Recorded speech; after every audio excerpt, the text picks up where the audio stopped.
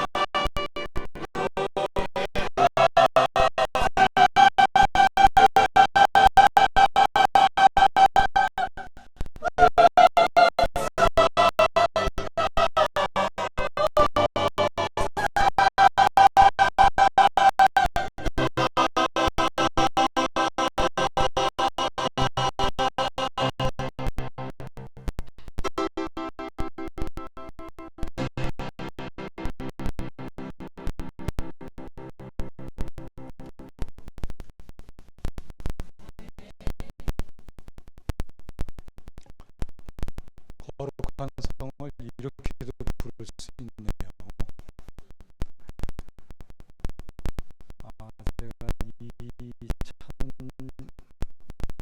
제가 이 찬양을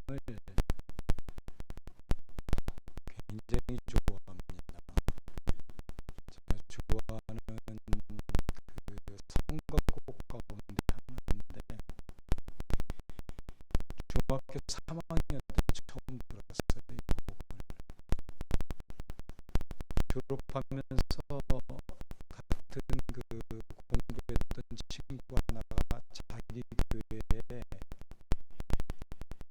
그 문학의 밤 하는데 같이 가보지 않겠냐고 초청을 했어요.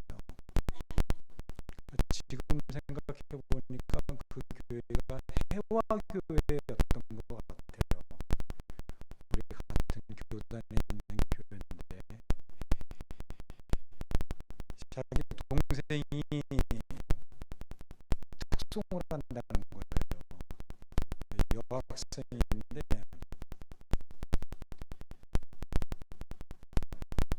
그 솔로 독창곡으로 거룩한 성을 부르는데, 그렇게 막 멋있더라고요, 곡이. 굉장히 좋아했어요. 근데 이 곡이 솔까지 올라가요. 독창곡인데 솔까지 올라가는데 제 목소리는 파까지밖에 안 나오는 거예요. 그러니까 아무리 해도 솔을 낼 수가 없는 거예요. 그래서 굉장히 좋아는 했는데 마음속에 이렇게 담아뒀던 그런 곡이었거든요. 지금은 제가 독창하면 솔까지는 올라갑니다. 목소리가 라까지 나와요.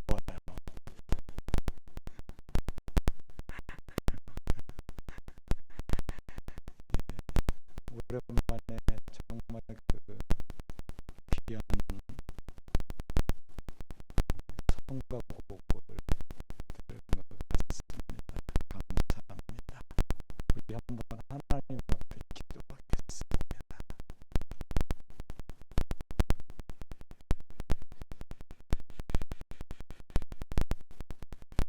하나님의 은혜 가운데서 또 이렇게 아름다운 모습으로 아름다운 찬양과 함께 새해를 열어갑니다. 하나님께서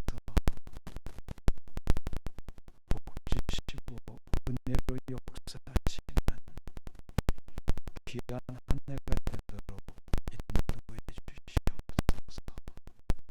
특별히 이 시간 이제 우리가 하나님의 말씀을 함께 묵상해 가고자 할 때, 성령님께서 우리 모두의 마음을 사로잡아 주시고 인도해 주시고 역사해 주셔서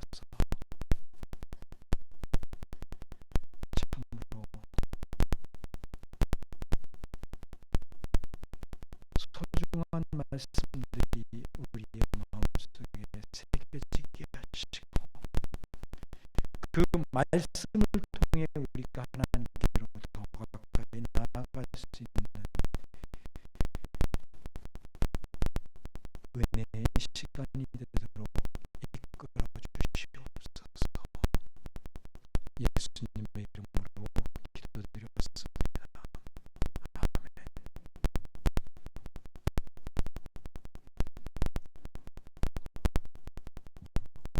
지금도 그 몽고에서 선교 사역을 감당하고 계신지는 모르는데,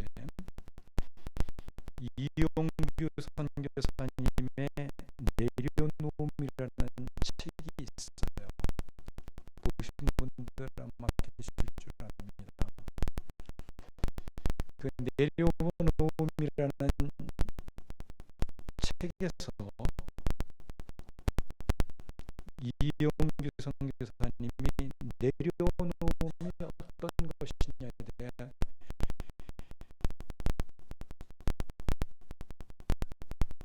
아주 명확하게 정의를 하고 자신이 경험한 이야기를 소개하는 내용이 서두에 나옵니다.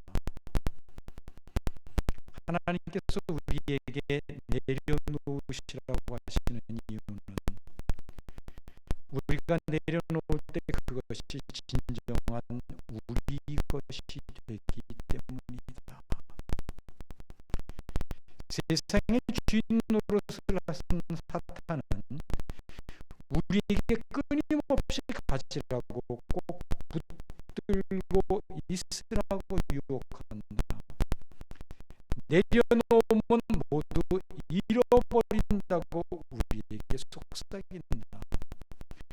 하나님께 내려놓는 순간 우리는 모두 잃어버릴지도 모른다고 말하면서 후히 주시는 하나님의 성품을 의심하게 만든다. 그러나 하나님은 내려놓으라고 하신다. 왜냐하면 더 좋은 것을 주시기 위해서이다. 내려놓을 때 주어지는 가장 좋은 것은 세상이 줄 수 없는 자유와 평강이다. 그런 정의를 내렸습니다.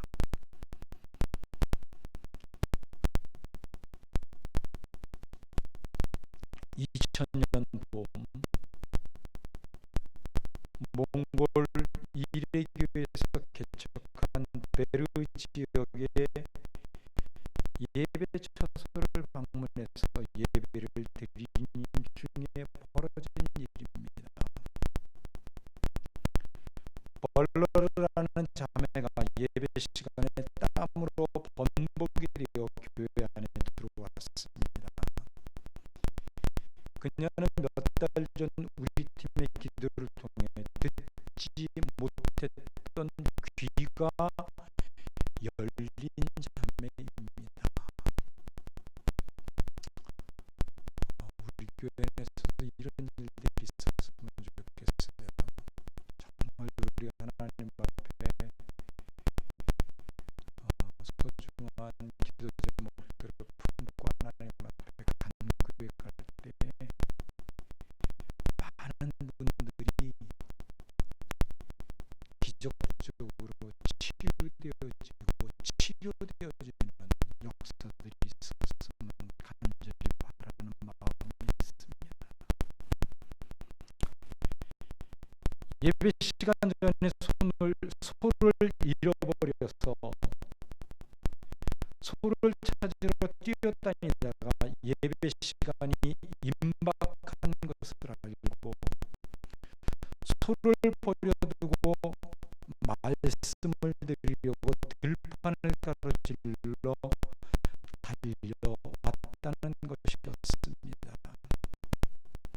그때 나는 하나님께 그녀가 소가 아닌 예배를 택한 그 믿음의 결단을 부끄럽게 하지 말아달라고, 그 자매가 소를 다시 찾을 수 있게 해달라고 기도했습니다.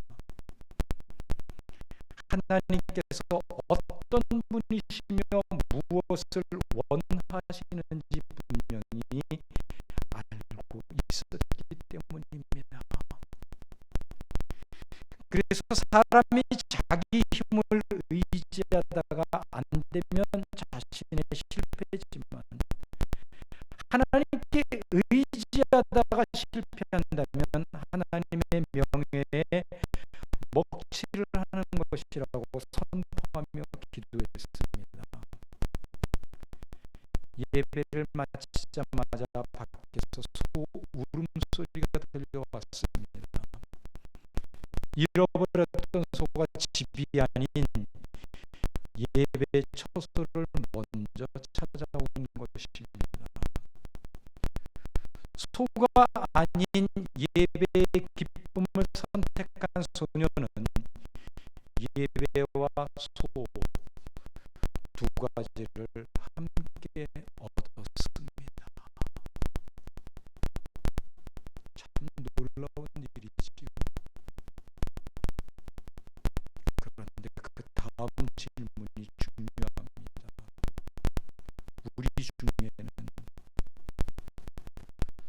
소대신 예배를 택하는 믿음이 있는 사람이 얼마나 되는지요.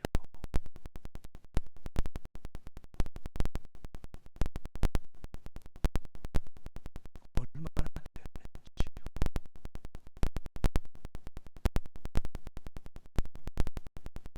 예수님은 분명 우리가 두 주인을 섬길 수 없다고 말씀하셨지요. 두 주인을 섬길 수 없다는 것은 단지 두 주인을 섬겨서는 안 된다는 금지의 뜻이 아닙니다. 그렇게 둘을 섬기는 것이 불가능하다는 것을 의미하는 것입니다.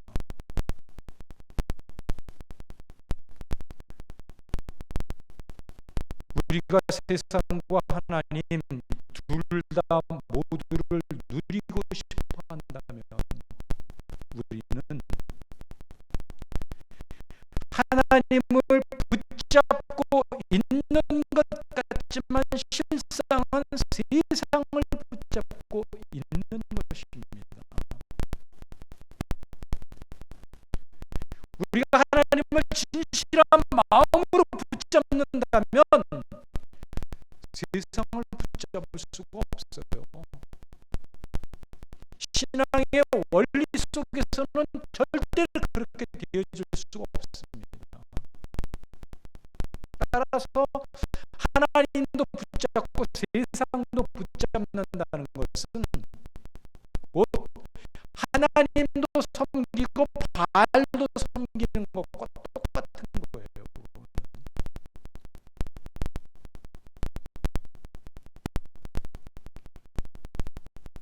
양쪽에 걸치려면 사람은 필연적으로 결정적인 순간에 십자가가 아닌 세상을 택하게끔 되어져 있어요.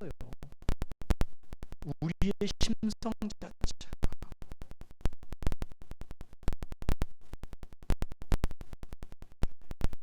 내려놓음의 길은 십자가의 길입니다. 자기가 죽고 나를 위해 죽으신 예수님이 내 안에 사시는 과정 중에 꼭 거쳐야 할 단계입니다. 그래서 세상을 내려놓을 때 우리는 하나님의 소유된 백성이라 일컬음을 얻게 되는 것입니다. 본문은 아직 예수님께서 떠나시고 예수님 대신으로 성령님께서 오신다는 약속을 하고 있는 말씀이지요. 그리고 성령님은 오셔서 예수님의 영광을 드러내시며 예수님의 것으로 우리에게 알리시겠다고 말씀하고 계십니다. 그런데 조금 아리송하게 하는 표현이 바로 이 예수님의 영광을 나타낸다, 드러낸다라는 표현입니다. 즉 예수님의 영광을 나타내신다는 것이 무엇을 의미하냐는 것이지요.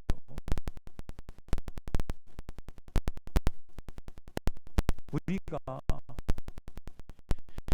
신앙 생활을 한다고 할 때 누군가가 옆에서 도와주지 않고 함께하지 않으면 절대로 저절로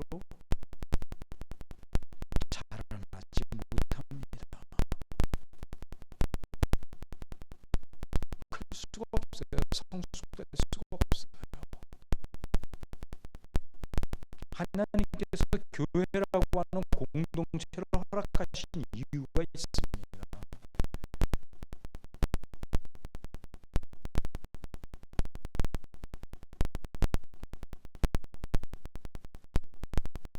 주일마다 방송에서 나오는 목사님들의 설교를 들으며 하나님을 믿는다고 고백하는 분들이 있지요.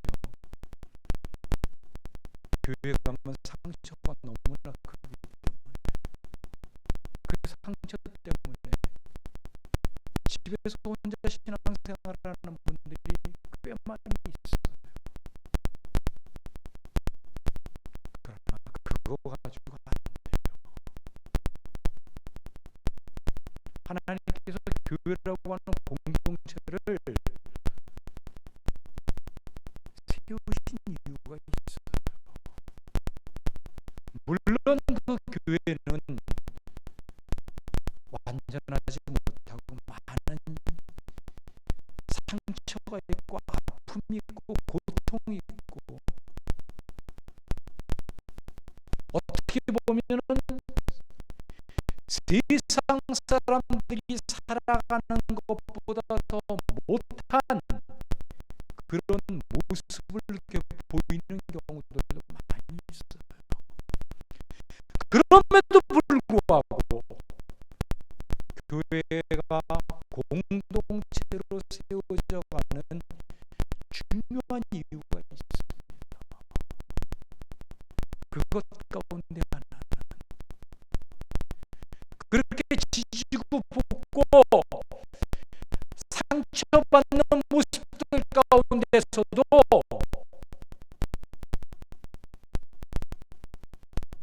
끝까지 견뎌내는 사람들에게는 그 믿음이 조금씩 성숙되어져 갈 수 있는 모습들이 있다는 겁니다.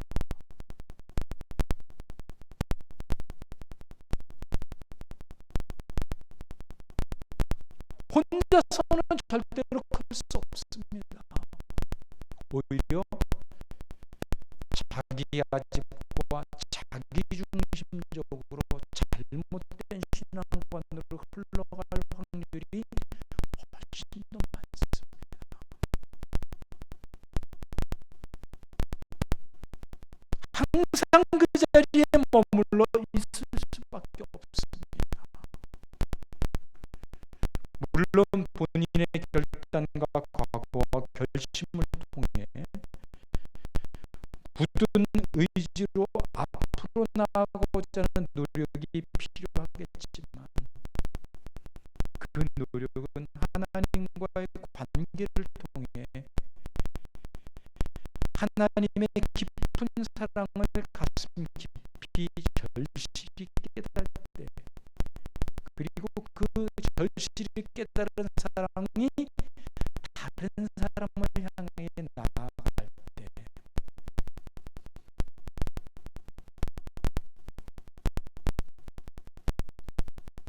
우리는 아름다운 모습을 이루어갈 수 있게 되는 것입니다. 그럴 때 성숙의 기회가 주어지게 되는 것이지, 이런 관계가 아닌 자신만의 노력과 열심으로 애를 쓰는 신앙생활은 시간만 낭비해 갈 뿐입니다. 저는 비록 모태신앙은 아니지만 이미 초등학교 때부터 기독교적인 분위기 속에서 자랐어요. 제가 초등학교 2학년 때 충정로에서 태어나서 거기서 쭉 살다가 연희동이라고 하는 동네로 이사 갔습니다. 그때만 해도 연희동은 시골이었어요. 그 앞에 모래내라고 하는 개천이 있었고, 그 개천 건너는 논이었거든요. 논투성이었어요. 그래서 제가 가을에 메뚜기 잡으러 돌아다니고 개구리 잡으러 돌아다니고 그랬던 기억이 아직도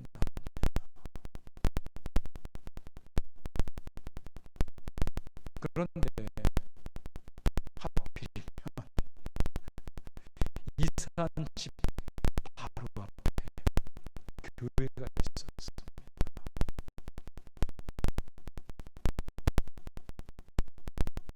제가 5학년 됐던 해, 그 5학년 때는 이미 저희 누님부터 장녀까지 교회를 다니고 있었고, 또 큰형님과 누님은 그 교회에서 주일학교 교사를 하고 있었어요. 그래서 기독교에 대해서 굉장히 우호적인 마음들이 있었고, 제가 다닌 중학교는 미션 스쿨이었던 관계로 매주 한 번씩 이대 대강당에 가서 예배를 드리고 수업을 시작하고 했습니다.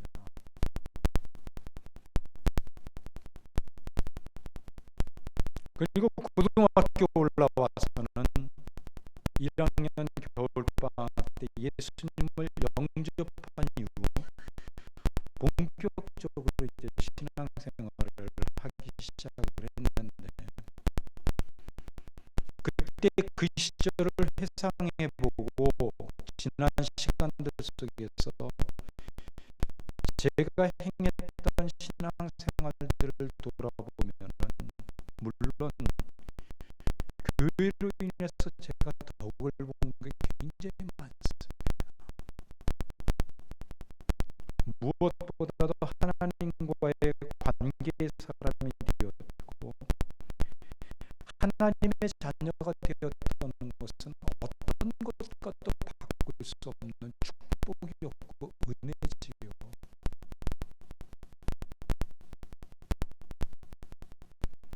그리고 열등감이 아주 심했던 제가 치유되어지고 하나님 앞에서 그런 대로 바르게 살아가려고 애를 쓰는 사람이 되었다는 것 자체도 저는 놀라운 축복 가운데 하나라고 생각을 합니다.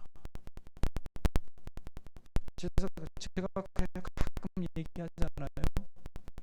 다른 건 몰라도 제가 열등감 있는 사람들 심리는 잘 이해하고 그 사람은 상담해 줄 수 있다. 과거의 열등감이 치유되어지고 나니까 그런 모습으로 또 그렇게 새로워지더라고요.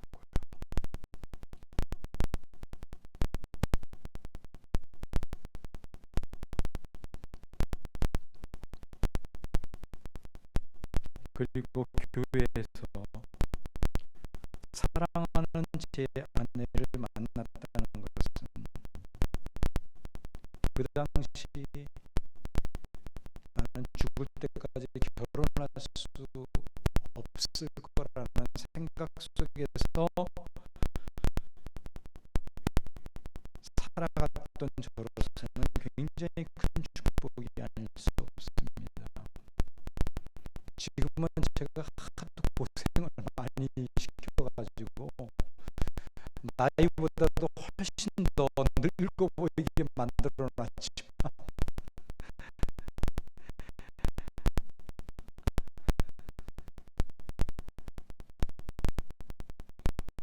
제가 그 당시에 결혼식에 참석한 사람들 중에 많은 결혼식을 보았지만 저렇게 예쁜 신부가 있는 결혼식은 처음 보았다는 이야기를 들었을 정도로 제 아내가 굉장히 곱고 아름다웠었어요. 좀 쑥스럽지요?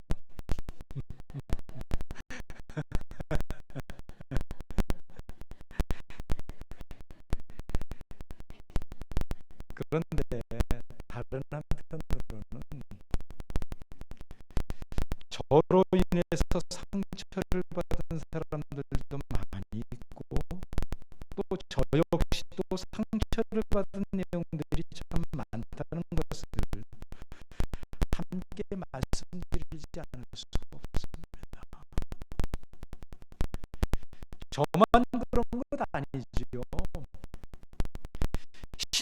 신앙생활을 오래 하신 분들일수록 이런 아픔과 상처가 없는 사람이 어디 있어요? 다 있잖아요. 그래서 저는 그런 아픔과 상처가 있었음에도 잘 참아내고 오늘의 이런 여러분들은 어떤 면들 속에서 정말 대단하신 분들이라고 칭찬하고 싶습니다.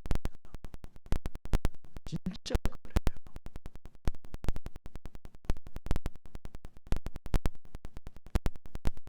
그런데 교회에서 경험하는 모든 상처나 교회의 그 부정적인 모습들은 사실 우리가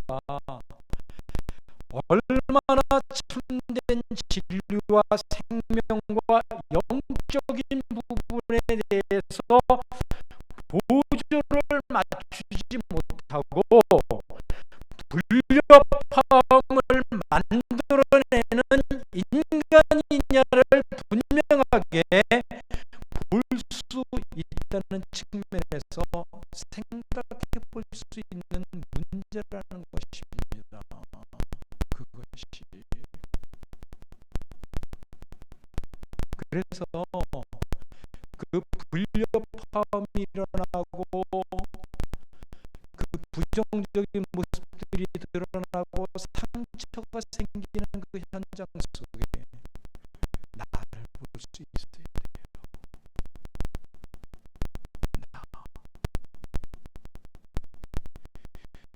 내가 내려놔지지 않으니까 그 상처의 주인공들이 되는 거예요.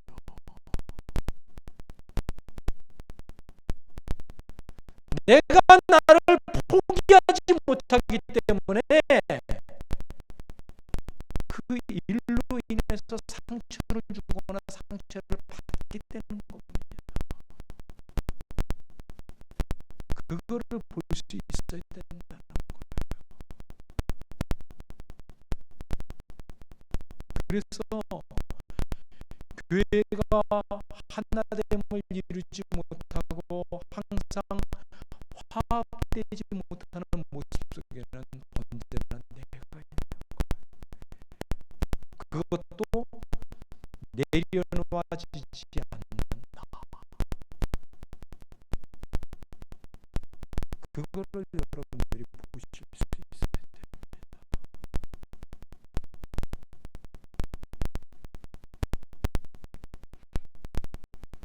이런 모습들 때문에 우리는 하나님의 영광이 가려진다고 하지요. 그만큼 예수님의 영광을 드러내는 일은 생각보다 어려워요. 쉽지 않습니다. 우리는 예수 그리스도를 십자가에 못 박은 장본인들이지 예수 그리스도의 편에 있었던 자들이 아니라는 사실을 잊으시면 안 됩니다.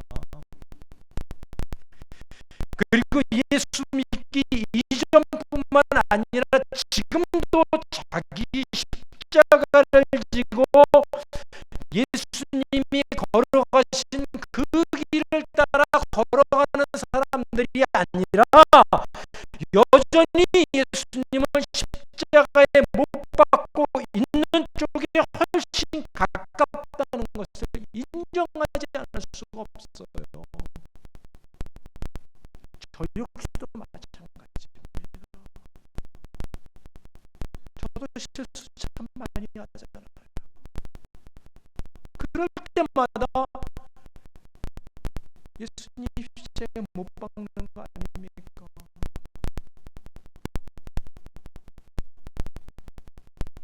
그래서 우리는 한 해가 되면 지난 1년의 삶을 통해 예수님을 십자가에 못 박았던 우리의 어리석음을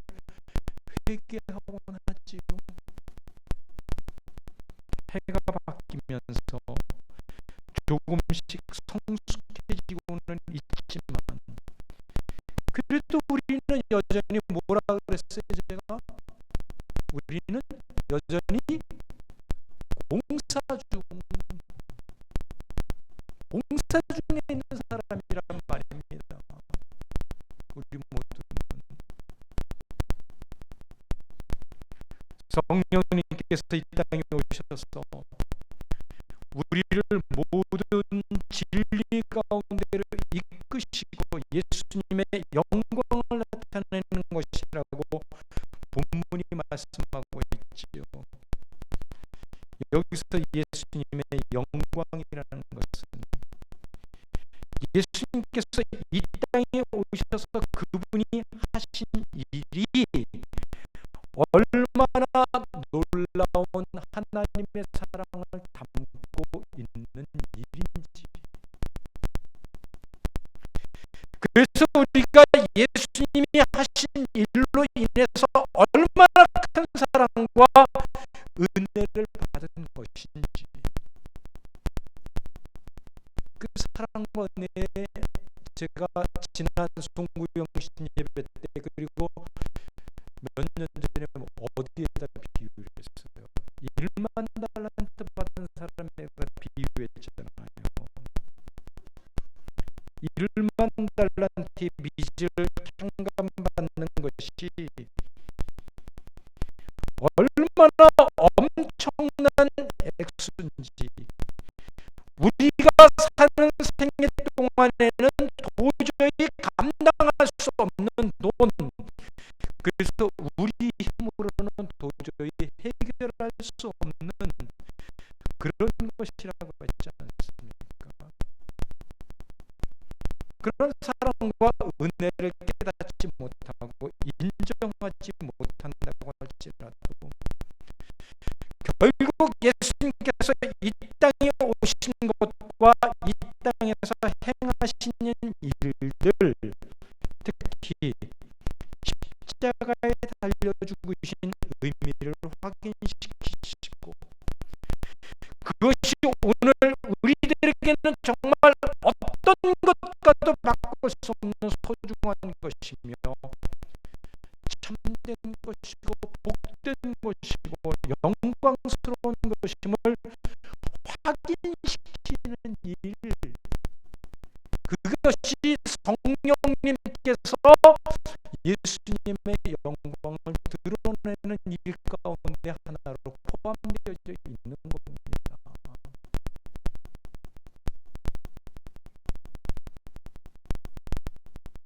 따라서 우리들이 오늘을 살아가는 삶,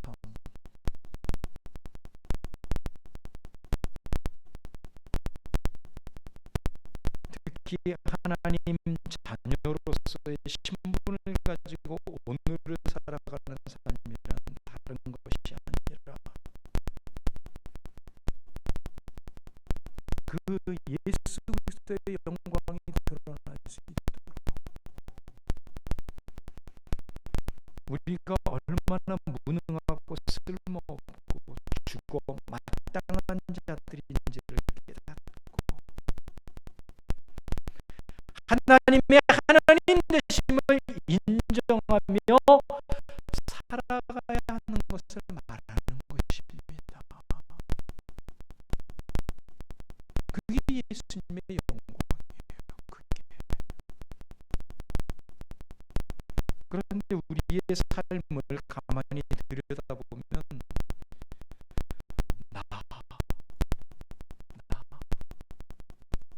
내가 자꾸 강조되지요.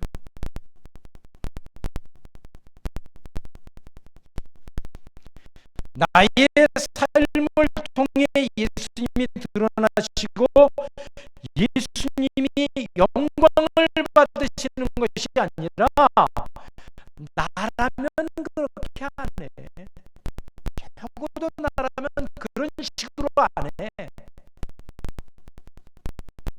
이 나라면이라는 싸움으로 그리스도의 영광이 드러나는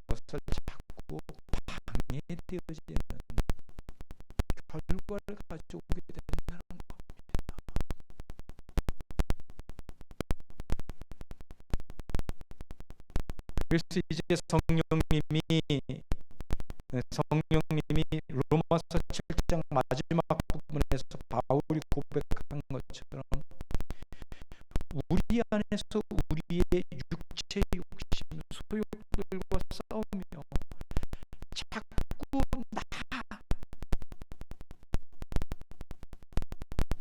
여전히 내려놓지 못하는 그 나를 보게 하시고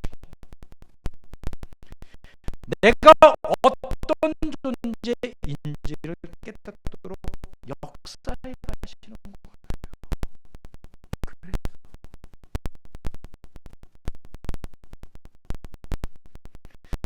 성령님과 또 맞서서 포기하지 않으려고 하는 나,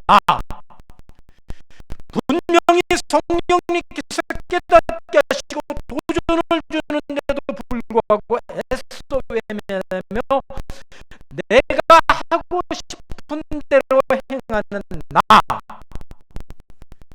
그 나를 하나님 앞에 내려놓을 수 있도록 성령님은 오늘도 내 안에서, 우리 모두 안에서 말할 수 없는 탄식으로 기도하고 계시는 것입니다. 저는 가끔 실망하는 경우들이 있어요.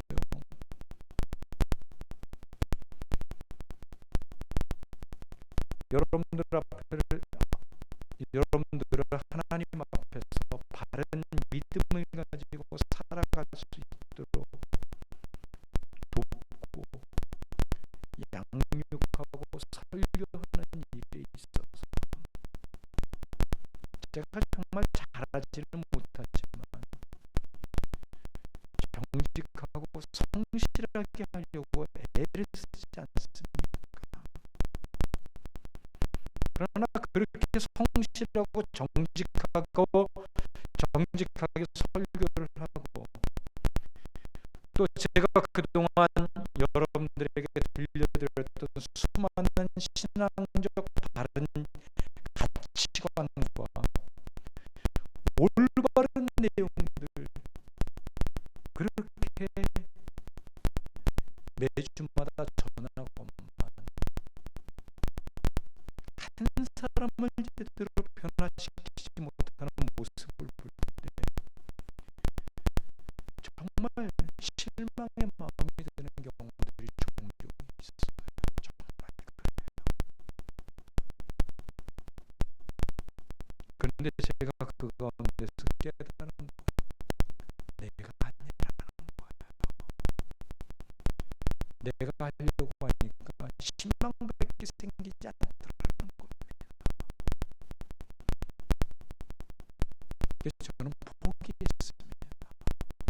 하나님, 내가 아닙니다. 내가 할 수 있는 게 아닙니다.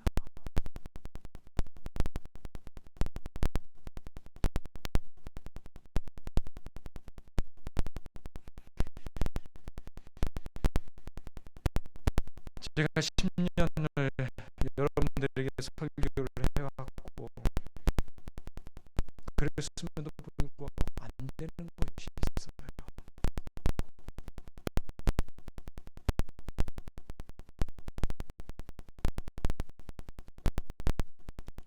성경에 나오는 암송 구절들을 추려서 여러분들에게 강제로라도 외우게 할 수 있고 또 바른 신앙관이 무엇인가를 가르쳐서 지식적으로 여러분들에게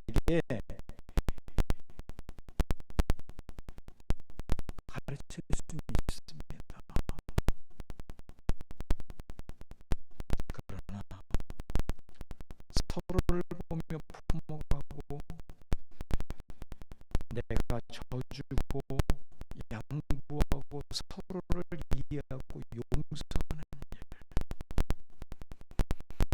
그리고 내가 죽어가는 일은 정말 안 되는 일 가운데 하나라는 것을 저는 고백할 수밖에 없습니다.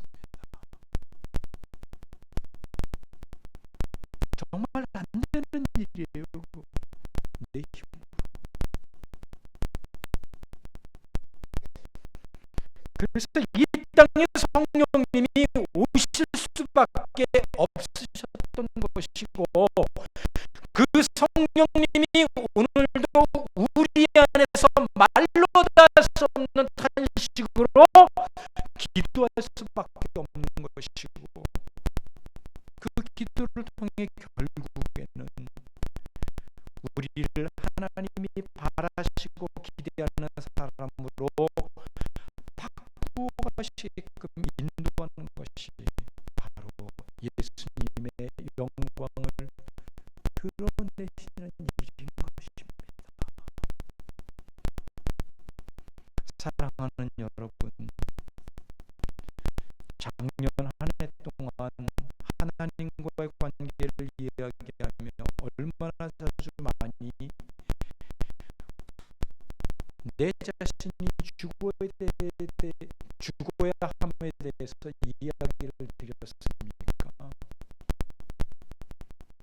그 말씀을 들으신 여러분들은 정말로 얼마나 자기 자신이 죽는 경험을 하셨고, 자기 자신이 죽은 경험을 하나님께 고백해 보셨습니까?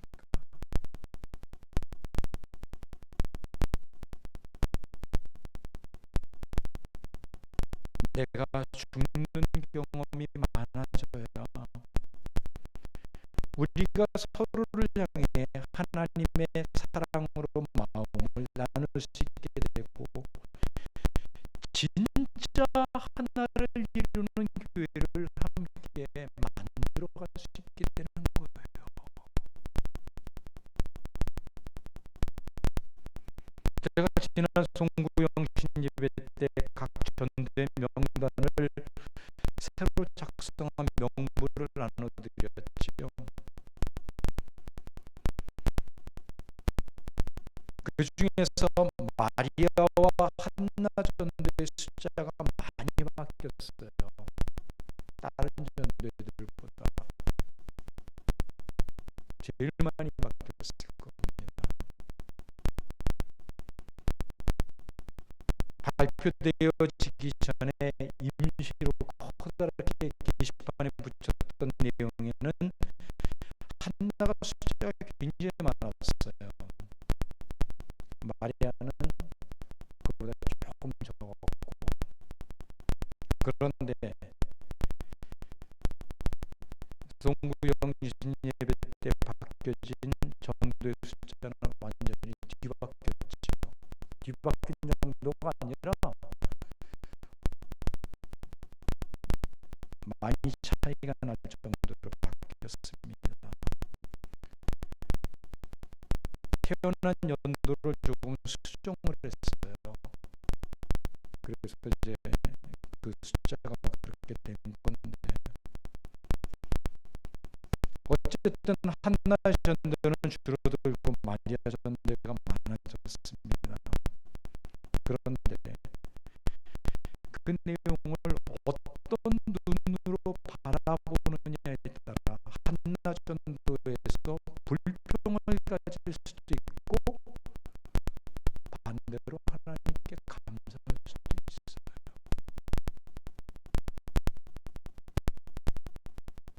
즉, 내가 죽지 못한 눈으로 바라본다면 숫자가 줄어든 것 그 사실 하나만 놓고 그렇게 결정하고 발표한 저에 대한 원망과 불평을 쏟아놓을 수도 있을 것 같아요. 그런 생각을 해봤습니다. 그러나 내가 죽은 눈으로 본다면 그것은 오히려 두 가지 측면에서 하나님께 감사할 수 있는 기회가 되지 않을까 생각하게 됩니다. 어떤 측면에서 그런 줄 아세요? 우리 전도가 상대적으로 제일 적으니까 더욱더 열심히 전도해서 전도 회원들을 확 성장시켜갈 수 있는 기회가 되니 얼마나 감사하냐. 또 하나는 비록 우리의 전도의 숫자는 줄기는 했지만 마리아 전도가 하나님 앞에 이전보다 더 열심히 힘있게 일을 할 수 있고 더욱 교회를 위하여 열심으로 헌신할 수 있도록 현도 숫자가 많아지는 기회를 얻었으니 얼마나 감사하냐. 그런 눈으로 볼 수 있게 된다는 거예요.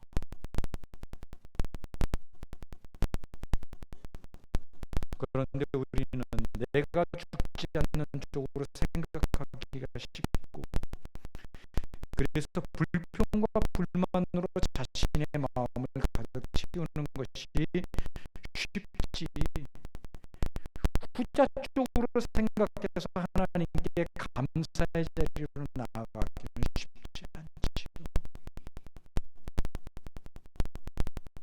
대부분 사람들이 마음이에요.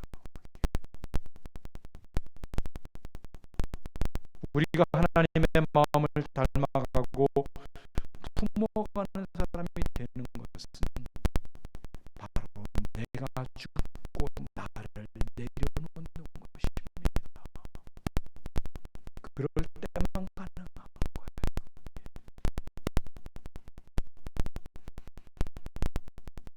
그리고 그 일을 위해서 오늘도 성령님은 말로 다 할 수 없는 탄식으로 우리 안에서 기도하고 계신다니까요.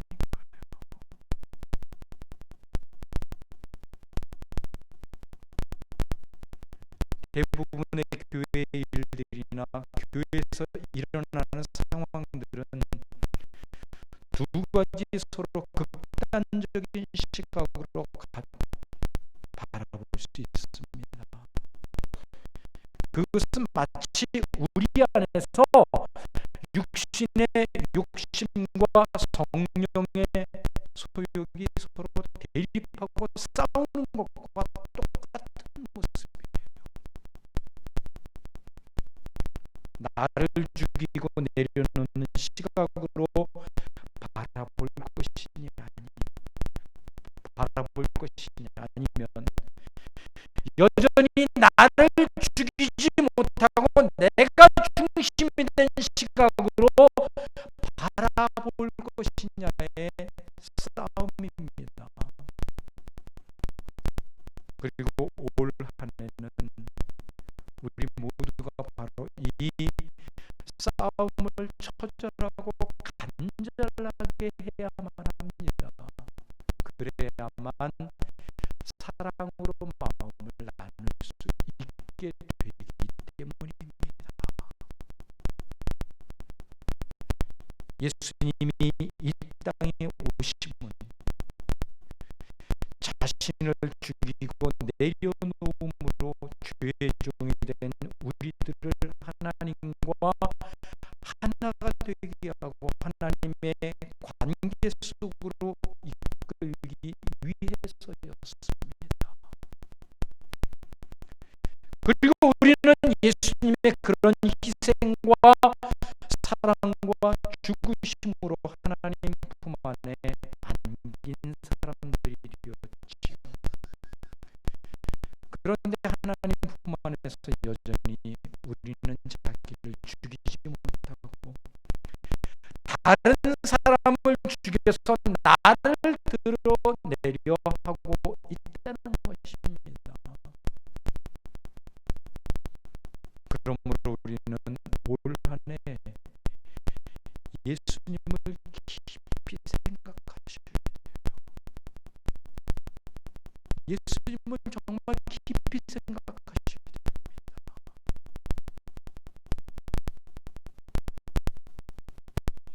그래서 저는 더 이상 1만 달란트를 용서받았음에도 불구하고 그 1만 달란트의 용서가 얼마나 큰 것인지 감조차 갖지 못하고 100대리안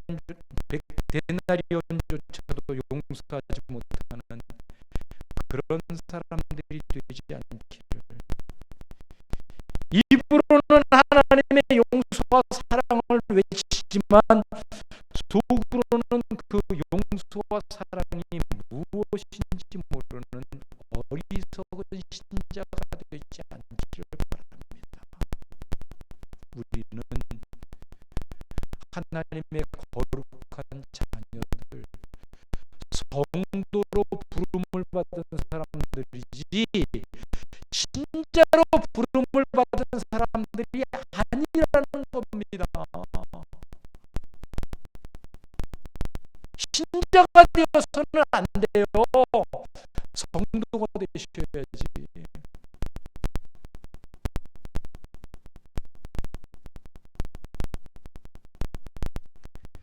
성령님은 오늘도 우리 안에서 우리 자신이 죽는 삶을 살아가도록 함으로써 예수님의 영광을 드러내려 하십니다. 우리가 죽을 때 예수님의 영광이 드러나기 때문입니다. 그 과정에서 성령님이 우리의 마음을 한순간에 확 바꿔주시면 좋겠는데 우리가 예수님을 처음 믿는 과정 속에서는 가끔 그런 기적과 같은 신비하고 놀라운 역사가 나타나기도 하지만 그 이후 대부분의 성도님들에게는 그런 역사보다는 성령님의 말할 수 없는 탄식으로 우리의 변화, 곧 내가 죽는 일을 위해 기도하실 뿐입니다. 거의 대부분 성도님들은 그런 기적의 역사가 나타나지 않아요. 구원 이후에는 강압적이고 신비한 방법으로 우리를 바꾸어 가시지 않는다는 겁니다. 성령님께서는 그런 식으로 일하시지 않아요. 단지 하나님과의 관계 속에서 하나님을 알아가고 경험해가는 과정 속에서 하나님을 만났을 때의 그 감격과 기쁨을 통해 우리 스스로가 하나님 앞에 나를 드리고 내려놓을 수 있도록 이끌어 가실 분입니다. 그래서 오늘 우리는 이런 삶을 위해 기도해야 되는 거예요. 우리가 이런 삶을 살지 못하는 것은 부끄러운 정도가 아니라 비참한 사실이라는 사실을 아셔야 됩니다.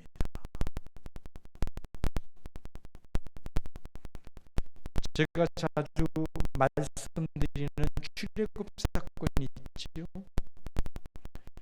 출애굽과 그 이후 가나안으로 들어갈 때까지의 모든 여정은 우리가 이 땅을 살면서 신앙생활을 하는 모습의 축소판입니다.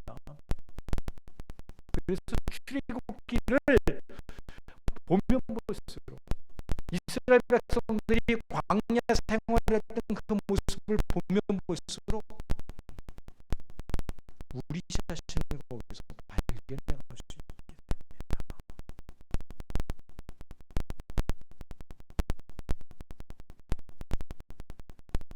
우리는 그들의 광야 생활을 통해서 우리의 실체를 볼 수 있어야 되고 교훈을 얻고 하나님 앞에 바른 관계의 삶을 살아야 됩니다. 보십시오. 이스라엘이 바로의 소나기에서 벗어나는 것이 어려운 것이 아니라 벗어난 이유가 훨씬 더 어려웠음을 우리는 성경을 통해서 발견해 가지 않습니까?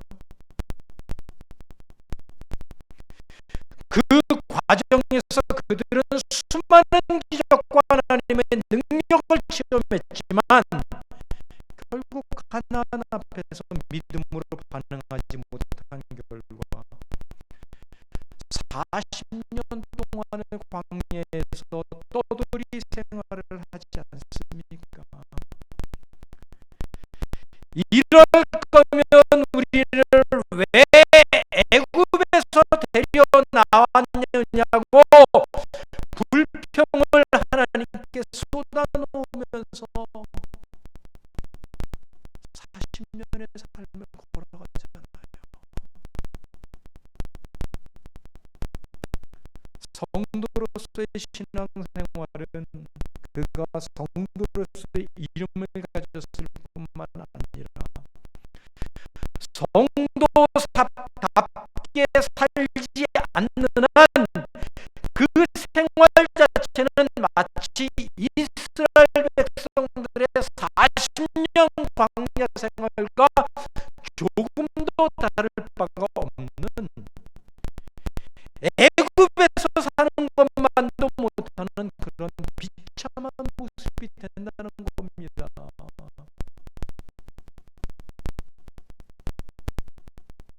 교회란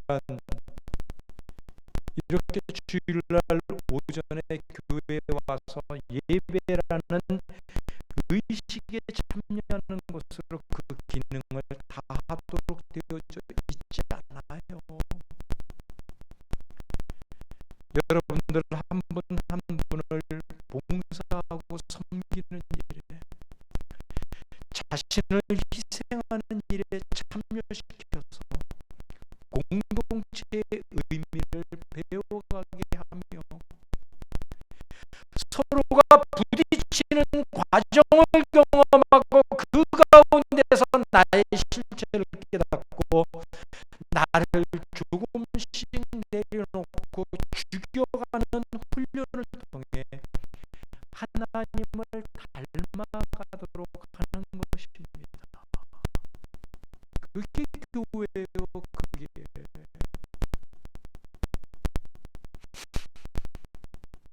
그러니까 봉사의 기회가 주어지시면 절대로 다음으로 미루지 마세요. 오히려 부족하고 힘이 들면 하나님 앞에 간절한 마음으로 무릎을 꿇고 기도하면서 하나님이 주시는 힘으로 나아가면 되는 것입니다. 나를 내려놓을 때 하나님의 기적이 우리 교회 안에 일어나며,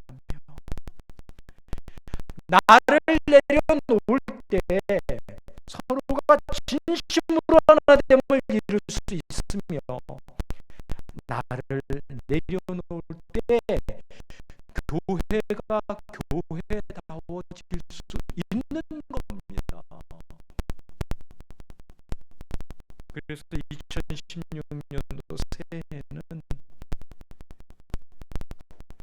기도하는 교회, 기도하는 성도의 삶을 통해 나를 내려놓음으로 서로에게 깊은 관심을 가지고 사랑으로 마음을